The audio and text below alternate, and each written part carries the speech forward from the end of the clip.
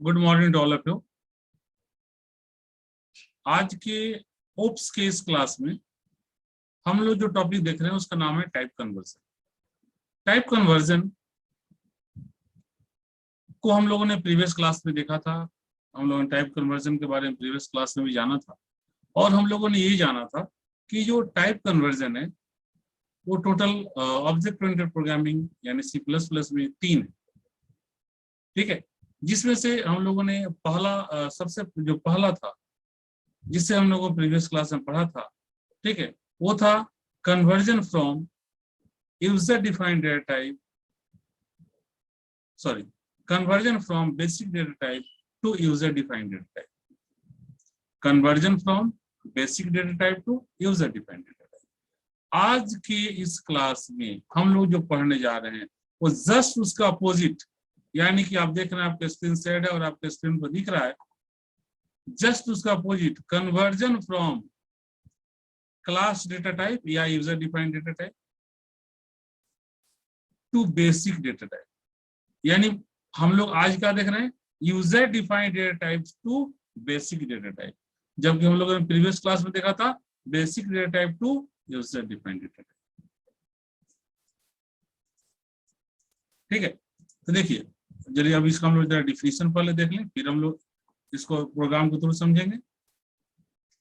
Correct, in this type of conversion the programmer needs to tell the compiler how to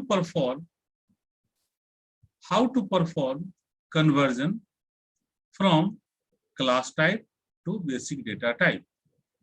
ठीक है, अब देखिए कह रहा है कि जो ये user defined data type that means class type से जो बेसिक डेटा टाइप में जो कन्वर्जन है, इसके लिए प्रोग्रामर को पहले ही कंपाइलर को बताने की जरूरत पड़ती है। ठीक है, कि आप ये जो कन्वर्जन करेंगे वो किस तरह से करेंगे, कैसे आप कन्वर्जन ऑपरेशन को परफॉर्म करेंगे, ये पहले ही बताने की जरूरत पड़ती है। लेकिन वो कैसे बताएगा, तो उसके लिए इंस्ट्रक्शंस लिखे जाते हैं।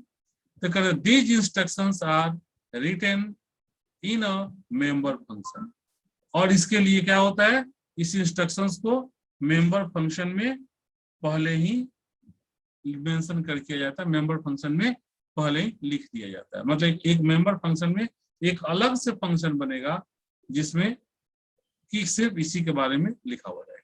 ठीक है, I correct, such type of conversion is also known as overloading of typecast operator. इस टाइप का जो भी हमारा होता है कन्वर्जन, उसको हम लोग टाइपकास्ट ऑपरेटर का ओवरलोडिंग भी कहते हैं। ठीक है, मतलब टाइपकास्ट ऑपरेटर की ओवरलोडिंग के नाम से भी हम लोग जानते हैं क्लास डेटा टाइप यानी कि user defined data type to basic data type conversion. Clear है? आज कह रहा है कि the compiler first search for the operator keyword.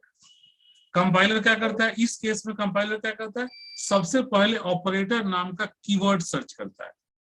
ठीक, ऑपरेटर कीवर्ड जो आपने ऑपरेटर ओवरलोडिंग में जो पढ़ा था उस ऑपरेटर ओवरलोडिंग का यहाँ इंप्लीमेंटेशन होगा। ठीक है, उससे बहुत सारे आपने प्रोग्राम ही बनाए थे। ठीक, कीवर्ड्स आगे कह रहा है कि followed by data type and if it is not defined it applies the conversion function. ठीक है, क्लियर है? Correct, the compiler first search the operator keywords. Compiler सबसे पहले ऑपरेटर कीवर्ड को सर्च करता है। ठीक है, and followed by data type. ठीक है, और उसके अलावा जो डेटा टाइप दिया हुआ है उसका कन्वर्जन किस तरह से करना है उसके अकॉर्डिंग उसको फॉलो करता है। अगर ऐसा नहीं है, मान लो उस ऑपरेटर कीवर्ड्स नहीं मिला, ठीक है, if it is not defined, अगर ऑपरेटर कीवर्ड्स को डिफाइन नहीं किया हुआ है, ठीक है, तो it's apply the conversion function. ठीक है, तब क्या करता है ये, तो ना कन्वर्जन फंक्शन को यूज करता है। ठीक है, अब आगे देखिए, आगे कह रहा है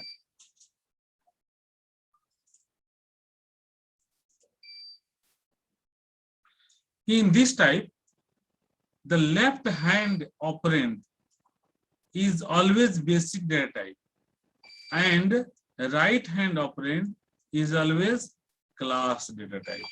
जस्ट इसको आप रिकॉल करिए, जब मैं जस्ट प्रीवियस जो कन्वर्जन बताया था उसमें क्या था, उसमें था कि लेफ्ट हैंड में क्या था, लेफ्ट हैंड में यूजर डिफाइंड डेटा टाइप था और राइट हैंड में बेसिक डेटा टाइप था, ठीक है।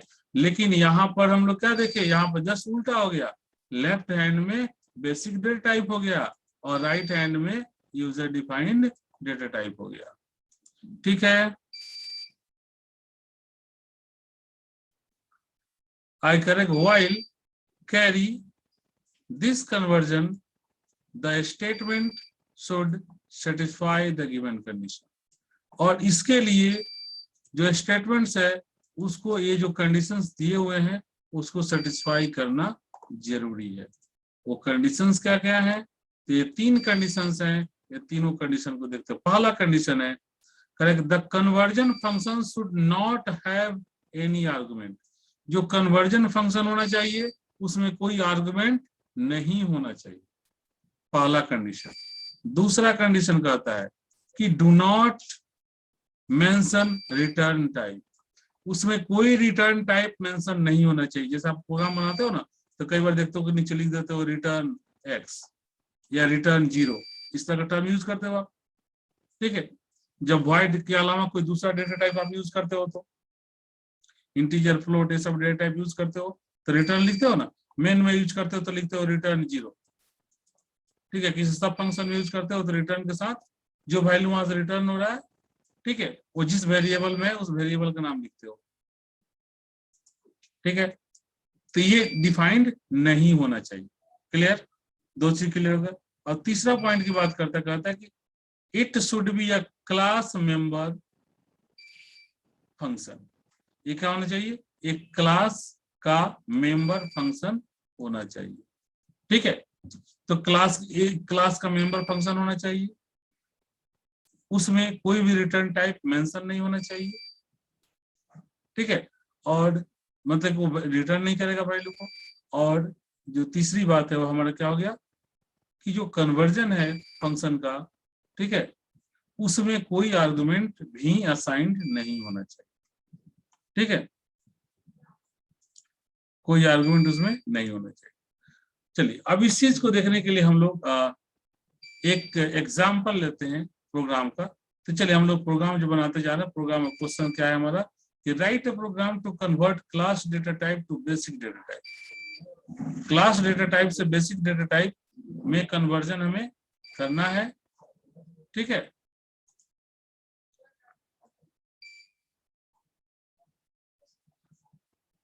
क्लास डेटा टाइप से बेसिक हमें क्या करना है, बेसिक डेटा टाइप में कन्वर्जन करना है, ठीक है।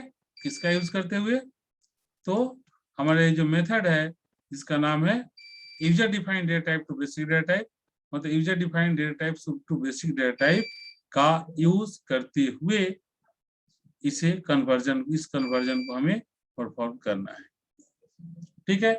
तो इसके लिए हम लोग क्या करते हैं, सबसे पहले एक प्रोग्राम बनाते हैं, जो क्वेश्चन हमने दिया उस क्वेश्चन का हम लोग प्रोग्राम में इम्प्लीमेंटेशन करते हैं। हमने सबसे पहले क्या किया, हेडर फाइल लिख दिया। उसके बाद हम एक क्लास बनाएंगे जिसका नाम ये है, और इस क्लास के अंदर में हमने क्या किया, देखिए 2 यहाँ वेरिएबल हम डिक्लेयर करते हैं, बिल्कुल जो ऊपर वाला एग्जांपल लिए थे प्रीवियस क्लास में, इंट एक्स फ्लोट वाई। फिर पब्लिक में हमने ये नाम का एक कंस्ट्रक्टर बना दिया जिसमें एक्स का वैल्यू 0 और एफ का वैल्यू 0 हमने असाइन कर दिया, ठीक है। अब यहाँ पर ध्यान दीजिए, अब आपको जो यहाँ पर ध्यान देना है उस चीज को देखिए। आपने उसके बाद यहाँ पर एक और आपने यहाँ पर देखिए एक वेरिएबल को पास, जो कि फ्लोट डेटा टाइप का है, आपने एक वेरिएबल को पास करने का यहाँ पे आपने एल्गोरिथम एक वेरिएबल को पास करने के लिए कंस्ट्रक्टर आपने यहाँ लिख दिया जिसमें एक आर्गुमेंट पास हो रहा है, ऊपर में जस्ट आपने लिखा जिसमें कोई आर्गुमेंट पास नहीं हो रहा है, ठीक है। इतना क्लियर है। अब इसके बाद इस क्लास के अंदर है, अब यहाँ पर आप देख रहे हैं कि मैं यहाँ पर 2 और यहाँ पे देखिए ये आपका कंस्ट्रक्टर है, ठीक है, उसके नीचे जस्ट आपको दिख रहा है यहाँ पे हमने दो ठो यहाँ पे, एक देखिए ये इंटीजर और ये फ्लोट के साथ दो ठो हमने ऑपरेटर यहाँ पर कीवर्ड्स के साथ ऑपरेटर ओवरलोडिंग का हमने यहाँ पे कॉन्सेप्ट को फॉलो करते हुए यहाँ पे हमने लिखा प्रोग्राम। अब इसमें क्या होगा, इसी ऑपरेटर ओवरलोडिंग का यूज करते हुए अगर इंटीजर नंबर आएगा तो इसका यूज करेगा, अगर फ्लोट आएगा तो इसका यूज करेगा और वो एक टाइप से दूसरे टाइप में कन्वर्ट होगा। मतलब कि यूजर डिफाइंड डेटा टाइप से वो बेसिक डेटा टाइप में कन्वर्ट होगा। ठीक है, देखिए तब मेन प्रोग्राम पे आते हैं। देखिए मेन प्रोग्राम हमारा यहाँ कहता क्या कहता है, मेन प्रोग्राम कहता है देखिए वॉइड मेन क्लियर स्क्रीन। अब देखिए इंट आई फ्लोट एफ, हमने यहाँ पे दो वेरिएबल डिक्लेयर किया है, एक आई है दूसरे का नाम एफ है। ठीक है, और उसके बाद हमने हमारा जो क्लास ए था तो क्लास ए का हमने यहाँ पे क्या किया है, क्लास ए का हमने यहाँ पर एक ऑब्जेक्ट डिफाइन किया जिसका नाम है एच। ठीक है, तो जैसे हम इसे डिफाइन करेंगे तो ये जो हमारा कंस्ट्रक्टर है जिसमें कोई आर्गुमेंट पास नहीं है ये एग्जीक्यूट हो जाएगा और इससे एग्जीक्यूट होने से क्या होगा, एक्स का वैल्यू 0 हो जाएगा और एफ का वैल्यू भी 0 से असाइन हो जाएगा। ठीक है, उसके बाद एच इक्वल टू 5.5 कर रहे हैं, जैसे हम हमारे एच इक्वल टू 5.5 टर्म पास होगा, ध्यान दीजिएगा आप एच इक्वल टू जैसे यहाँ पे 5.5 टर्म पास होगा, ये कहाँ जाएगा, ये हमारा जाएगा जो जिसमें एक आर्गुमेंट फ्लोट वाला हमने पास किया वहां पर, तो वहां पर x इक्वल टू 2 है और f इक्वल टू m लिखा हुआ है, तो h का वैल्यू जो कहाँ जाएगा m में जाएगा और वैल्यू वहां असाइन हो जाएगा, तो यानी इसका क्या 5.5 है तो f इक्वल टू क्या हो जाएगा 5.5। ठीक है, अब यहां तक तो आप समझ रहे हैं, यहां तक कहीं कोई दिक्कत नहीं है। ठीक है, यहां तक आप इजिली समझ गए क्योंकि जस्ट प्रीवियस वाला एग्जांपल आपका जो क्लियर है, यहां तक आप इस चीज को इजिली समझ रहे हैं। ठीक, अब हम देखिए, अब हम इसके बाद बात करते हैं।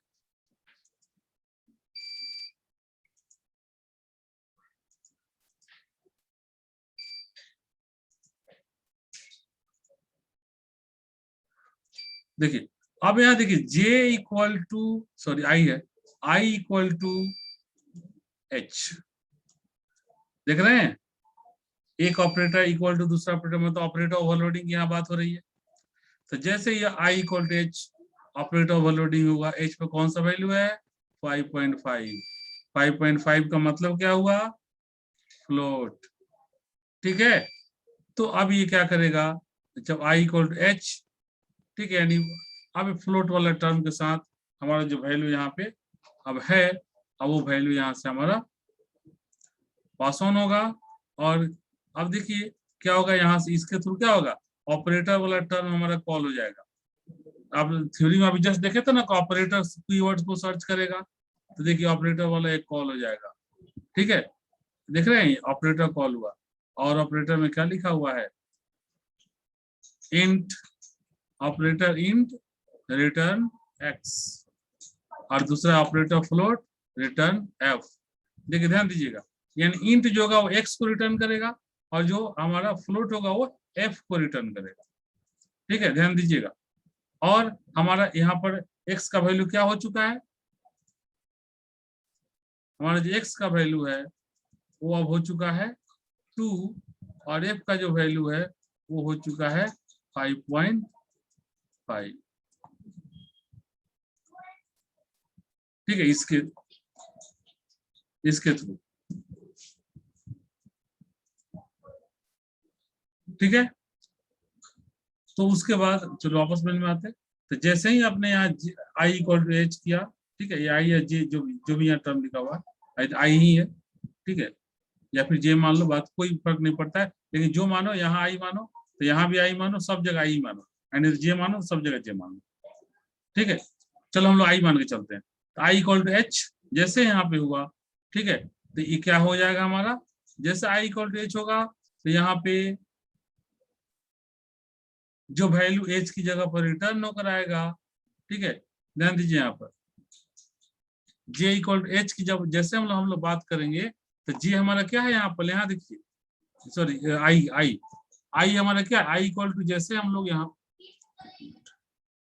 हाईलाइट कर देते हैं, जैसे यहाँ आई इक्वल टू एच की हम बात किए तो आई हमारा क्या है यहाँ पे, देखिए इंटीजर, तो ये चूंकि इंटीजर है तो अब ये टर्म क्या करेगा, इंटीजर वाले को कॉल करेगा, इंटीजर वाले को कॉल करेगा। देखिए अब ये जो हमारा ऑपरेटर है इंटीजर वाला, ये कॉल होगा, और जब ये कॉल हो जाएगा तो ये क्या रिटर्न कर रहा है, एक्स, और एक्स का वैल्यू कितना है 2, तो जब ये 2 रिटर्न करेगा, ठीक है, तो 2 कहाँ जाएगा, तो यानी कि एच की जगह पर चला जाएगा 2, और वैल्यू कहाँ पर, जे पर क्या असाइन हो जाएगा, जे का ऊपर 2 जाकर असाइन हो जाएगा, ठीक है, सॉरी आई पर, मैं बार बार जे बोल रहा हूँ, आई का वैल्यू 2 असाइन हो जाएगा, और जब हम आई को प्रिंट कराएंगे तो हमें 2 मिलेगा, ठीक है। लेकिन अब दूसरा इसका जो टर्म है उसको ध्यान दीजिए, उसके नीचे टर्म लिखा हुआ f equal to h, f क्या है आपका, देखिए फ्लोट टाइप, तो ये फ्लोट वाले को कॉल करेगा, ठीक है, ये फ्लोट वाले को कॉल करेगा, तो फ्लोट वाले में हम लोग जाएंगे तो देखिए फ्लोट वाला जो टर्म है वो क्या रिटर्न कर रहा है, ठीक है, आप यहाँ से देख रहे हैं जो फ्लोट वाला टर्म है वो एफ रिटर्न कर रहा है, और एफ का वैल्यू क्या था 5.5 है, ठीक है, आप पहले यहाँ देख रहे हैं मैं लिख दिया हूँ, ये एफ का वैल्यू 5.5 कैलकुलेट हुआ है, तो एफ इक्वल टू क्या साइन हो जाएगा 5.5, मतलब एच की जगह पर आ जाएगा 5.5, तो वही वैल्यू एफ पर साइन हो जाएगा, तो एफ इक्वल टू हो जाएगा 5.5, ठीक है। तो अब उसके बाद से जब हम लोग इसे प्रिंट कराएंगे, C out the value of I equal to, ठीक, आई, आई का वैल्यू क्या मिला, एक्स वाला वैल्यू आई का हो जाएगा, तो देखिए यानी आई इक्वल टू 2, और उसको the value of f equal to f, तो एफ का वैल्यू कितना निकाले थे 5.5, तो एफ इक्वल टू 5.5, देखिए यहाँ से f equal to 5.5, this is the value. तो आप यहाँ पर क्या देखे, अभी हम लोगों ने प्रीवियस क्लास में जो क्वेश्चन देखा और आज जो देखा दोनों एक दूसरे का अपोजिट है, ठीक है, हमने एक में देखा कि conversion from basic data type to user defined data type या क्लास टाइप, और आज हमने देखा कि क्लास टाइप टू या क्लास टाइप या user defined data type to basic data type, ठीक है। आई होप कि आपका कॉन्सेप्ट क्लियर हो चुका होगा, ठीक है। तो आज हम लोग इसे यहीं पर रहने देते हैं, ओके, थैंक यू, हम लोग फिर नेक्स्ट क्लास में मिलते हैं। इसे आप एक बार देख लेंगे, कहीं कोई प्रॉब्लम होगी नेक्स्ट क्लास से पहले हम लोग इसको डिस्कस कर लेंगे, पहले इसको समझ लेंगे, एक बार फिर से देख लेंगे, फिर हम लोग आगे बढ़ेंगे। Okay, thank you.